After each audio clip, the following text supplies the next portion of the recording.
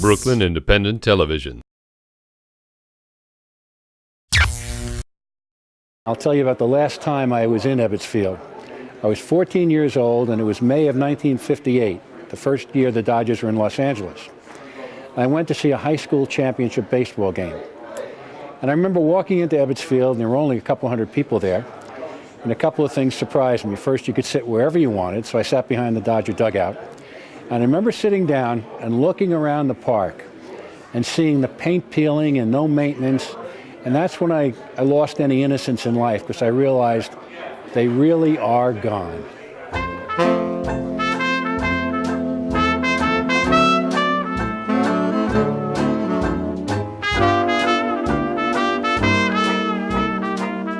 But to this day, I have an abiding interest in Brooklyn Dodgers. Still wear a Brooklyn Dodger cap. Here's my hat from the mid-50s. And which I've kept in pretty good shape. I never realized how much our heads grow as we get older. I never realized that, but it did fit me at one time. But I think my favorite story about Ebbets Field, and I lived on Empire Boulevard and Brooklyn Avenue, so I was 3 blocks away from Ebbets Field. Even if we weren't listening to the games on radio, if people passed our apartment building, we were on the 4th floor, and if they were happy, and we heard a lot of chatter of happiness, we knew the Dodgers had won. And if folks shuffled by quiet, we knew they had lost. If you went to our roof, you were able to see the lights on at Ebbets Field, of course. I think the greatest story that I can add is how easy it was to sneak into Ebbets Field.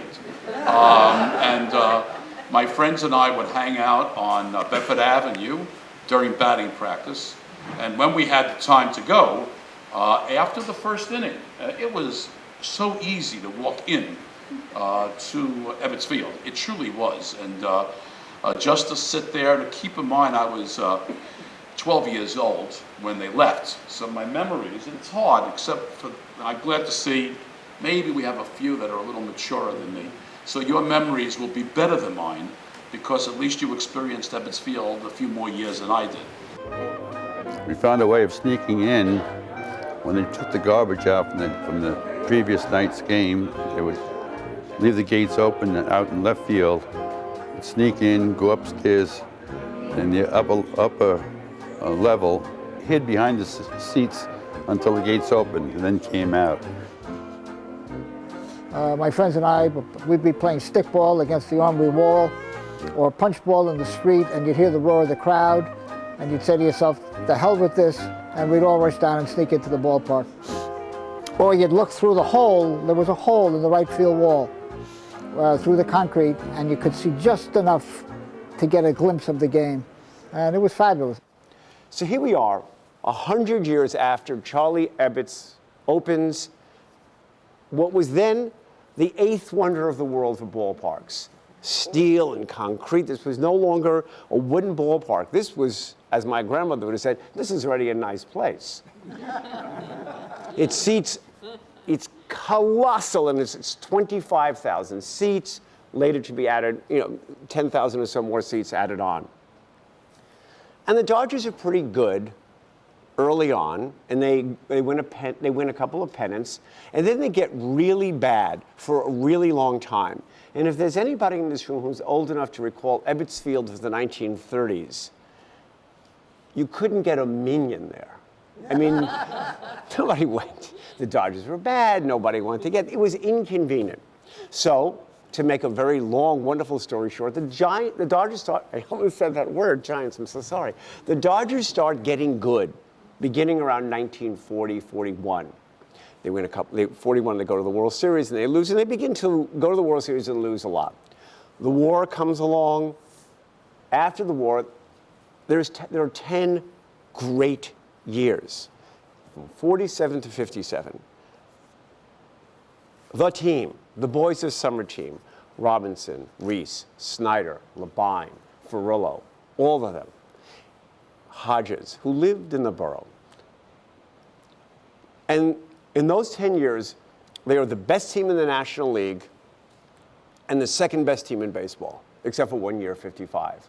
And the fact that they were the second best team in baseball made the story even better, because had they won every year, after a while, you become like a Yankee fan. Like, what, they didn't win? It would all sound like George Steinbrenner. Instead, they kept on losing, and not only losing, but losing to the Yankees. God could not have scripted this better for the borough of Brooklyn.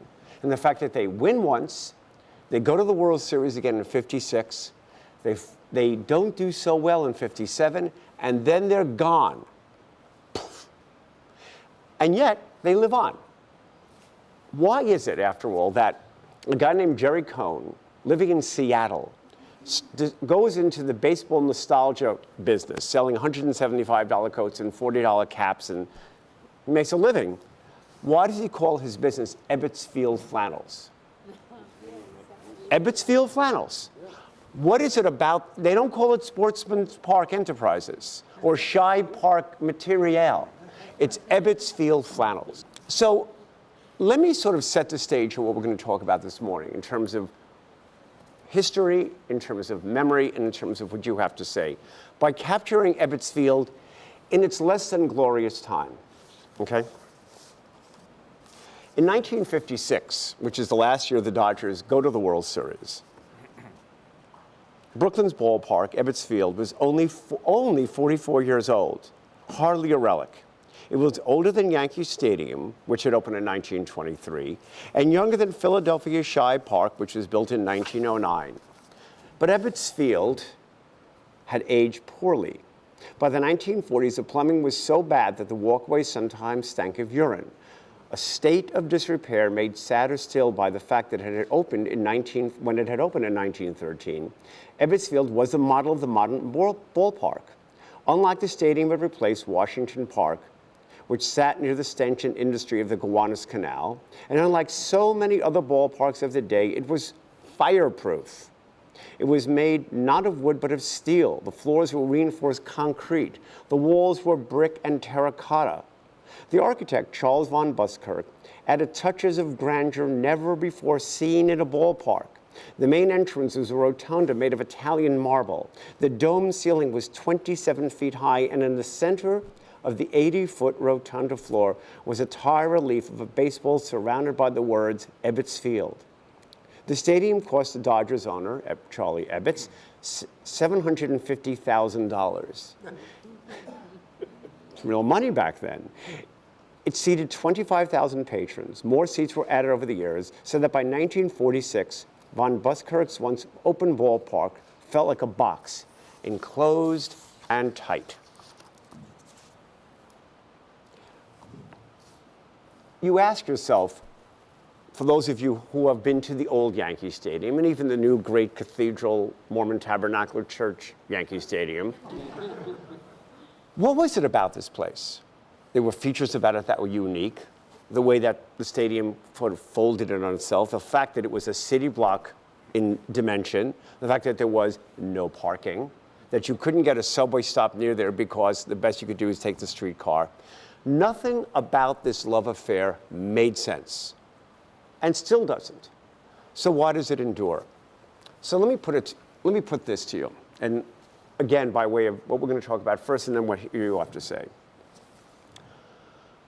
When people describe love affairs, the worst possible thing they can do is talk in adjectives. He/she's beautiful, wonderful, charming, effervescent.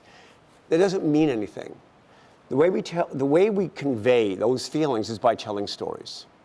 What it was, beginning with Marty Markowitz.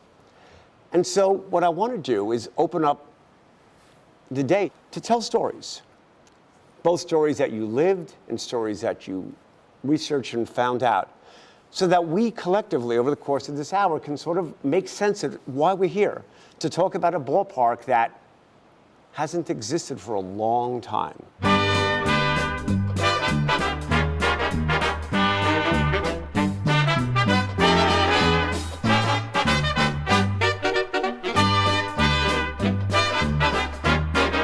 I remember the first time I went to Ebbets Field, and we walked up the ramp, and all of a sudden I saw the field, and it was the most magnificent. I stopped, and it was the most magnificent thing I think I've ever seen in my life. The green field, And the Dodgers, there was batting practice, and the Dodgers had those beautiful cream-colored uniforms, really, with the blue hats and the white bats. My father took me to my first ball game.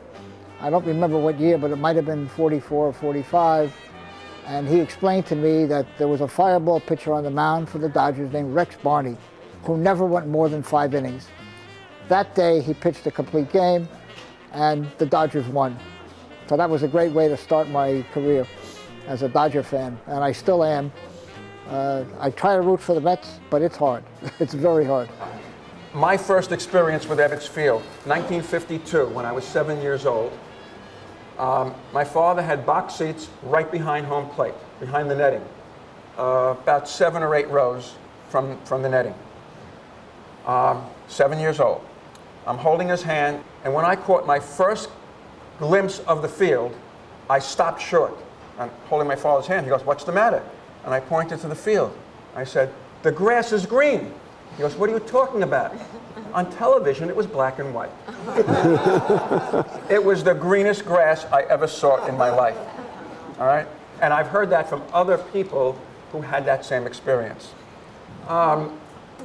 Among the memorabilia that I have, well, I should say had. A year ago, January of 2012, I got a phone call from a friend of mine. He lives in Manhattan. He's a writer. And he was searching for something for quite a while. And everywhere he went, every museum, every society, everywhere he went, we don't have it. Probably doesn't exist anymore. And then he got permission to go into the sub-basement of the Brooklyn Municipal Building, just a few blocks from here, right opposite Borough Hall. And when he went down there, it was filthy. He said Bela Lugosi could have filmed Dracula down there. And there were documents, blueprints strewn all over the place in filth. And lo and behold, he found what he was looking for. The original 1912 blueprints to build Ebbets Field. He was given permission to take them out of there with the stipulation that he finds a permanent home for them. This was in 1992, by the way. He had them for 20 years, and he offered them to the Mets, to the Cyclone, Brooklyn Museum, and I don't know if he offered them here to the Brooklyn Historical Society. I see people shaking their heads no. All right? Well, in January of last year, he calls me up and he says, "Ron, you're the borough historian for Brooklyn. Have connections. Take these. Find a permanent home for them." Well, I drove to his apartment in Manhattan. He came with me back to Brooklyn. I spread them out on my dining room table, and I was amazed. Considering their age and considering the conditions that they were found in, they were in pretty decent shape. There were some water stains on some. One corner had a little tear, and on the back was stamped 1912. And on the front, the name of Buskirk, the architect that... Von Buskirk, yep. Yes, that was mentioned, and Charles H. Ebbets was also on there. Now, as much as I would love to have kept them, I couldn't. Who was I going to give them to? I gave them to the Brooklyn College Archives. The archivist and the librarian had set up a wonderful display using 7 of the 18 blueprints and a whole bunch of my Brooklyn Dodger memorabilia and some of the college's memorabilia of the Dodgers. The lecture was covered by News Channel 12 in Brooklyn and New York 1. Very nice. The next day, April 20th, last year, I got a phone call from a New York City attorney. He handled antiquities and archival materials for the city of New York. He said, "The college can't keep the blueprints." I said, "What are you talking about?" He said, "They're city documents." I said, "You guys didn't know that they existed. You didn't even know where they were." He said, "That's true, but they're city documents." Well, the college was going to fight it, and they decided to let it go. The blueprints are now at the Municipal Archives at 31 Chambers Street in Manhattan. Whether any are on display or not, I haven't checked to see. But the day I got those blueprints, I called up a friend of mine. The first thing out of his mouth, "We got to scan them." Well, after our talk and we hear from you, you're welcome to come up and look at 3 of the scanned blueprints which came out in remarkable condition.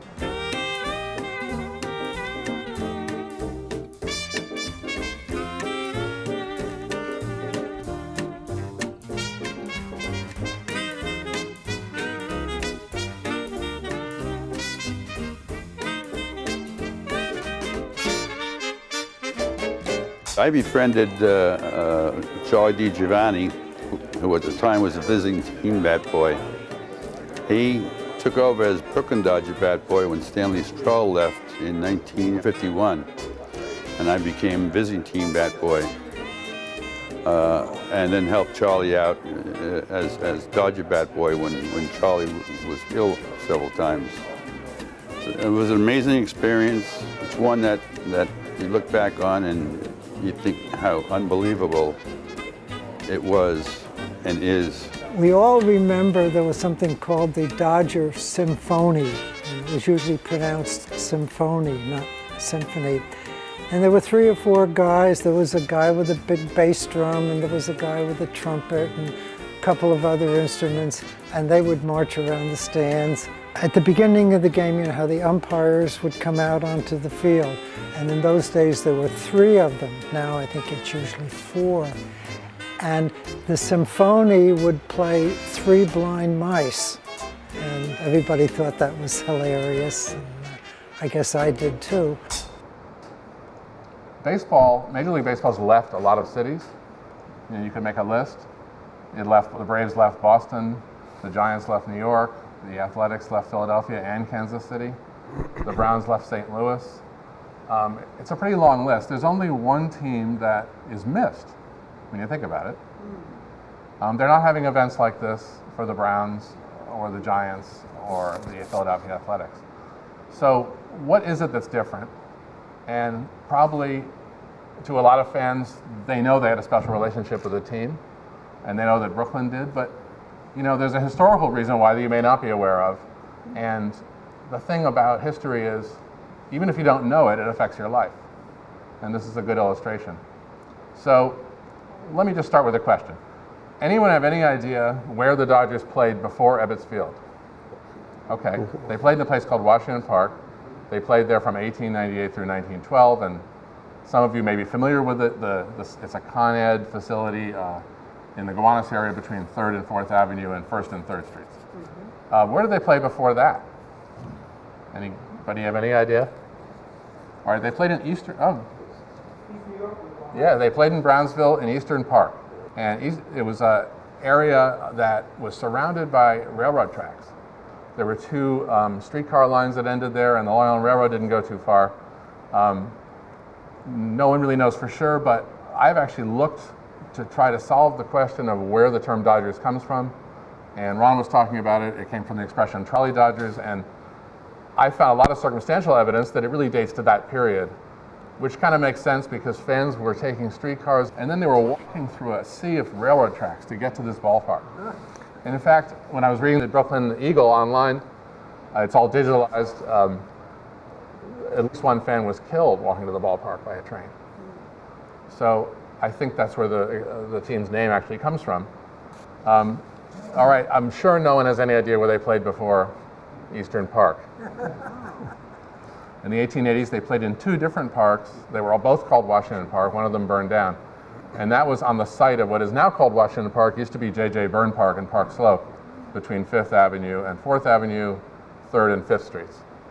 So, you know, there's a lot of history before your Dodgers. There's a lot of history before even Charlie Ebbets. But I'll tell you what this has to do with what we're talking about today. Look at Ebbets' life. He was born in 1859, and he was a Park Slope boy. He grew up on 1st Street. And as I said, the original Dodgers were started in 1883 as a minor league team and went major league in 1884.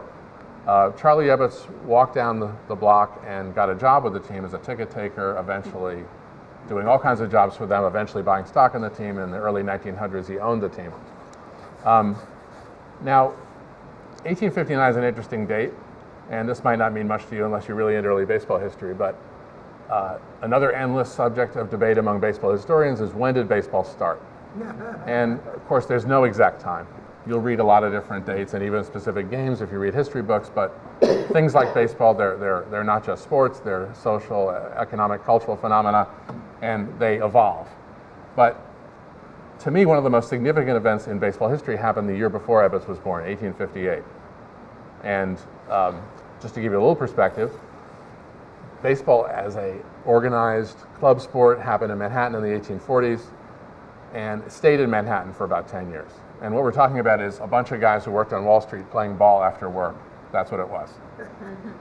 No money, no fans, no newspaper coverage. That's what they should do now. And the rules were pretty exotic, yeah. Now, in the mid-1850s, Brooklyn was starting to feel its oats a little bit. It had gone from a small village to a booming city, and it was feeling a sense of rivalry with Manhattan, with New York. We were talking about two different cities before 1898.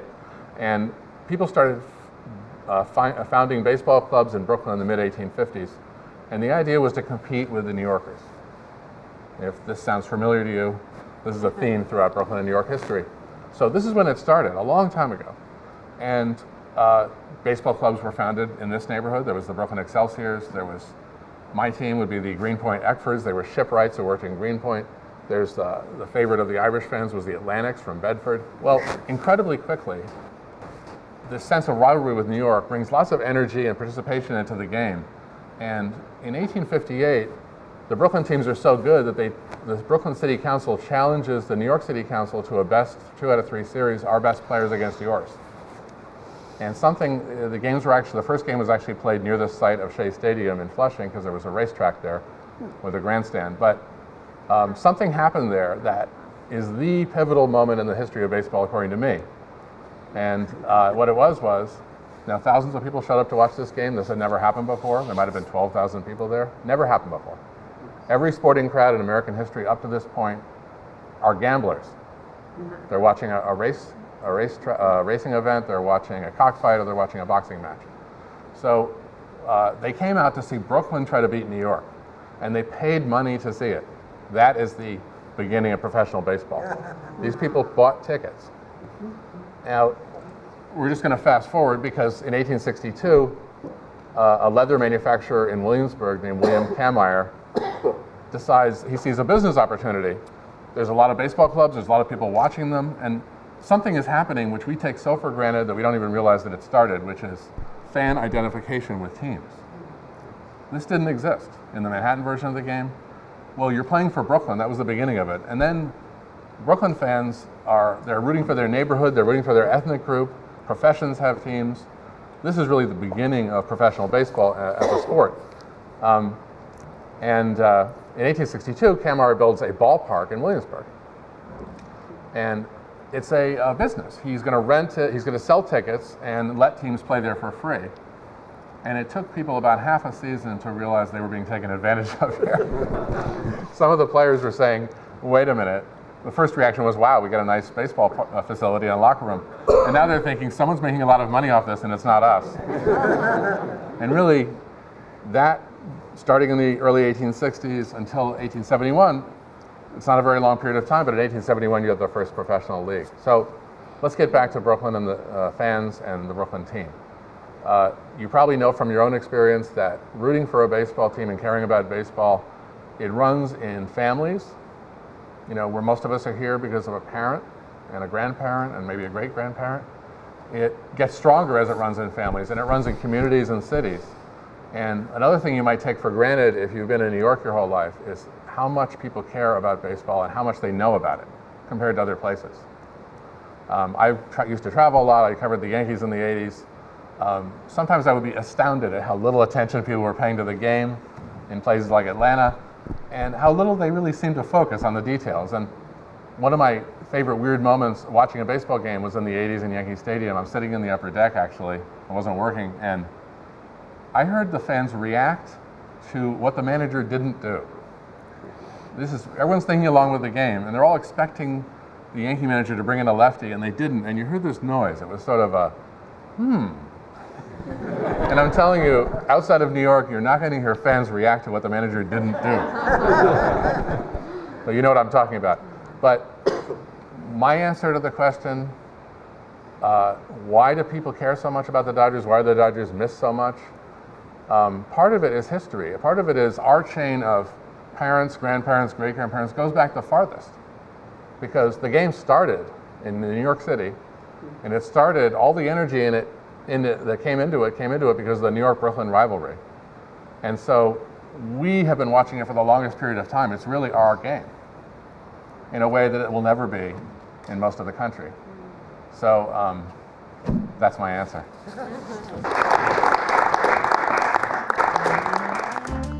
There was a woman who would sit way out in center field called Hilda Chester. I don't know where Hilda Chester is now, but she had a cowbell, and she'd ring this cowbell, and you could hear it all over the ballpark. And you didn't have to have a screen where they would tell you, now put your hands together, and now stand up, and now go crazy. You know, you would do that, whatever you wanted to do. My saddest day was when the Dodgers won the World Series. I went into the Army October 2nd, 1955, and spent the next few days when the Dodgers were winning the World Series at Fort Dix, New Jersey. So all my life I waited for them to win the World Series, and here I was in Fort Dix, New Jersey. Three days before they won the World Series, I was inducted into the Army.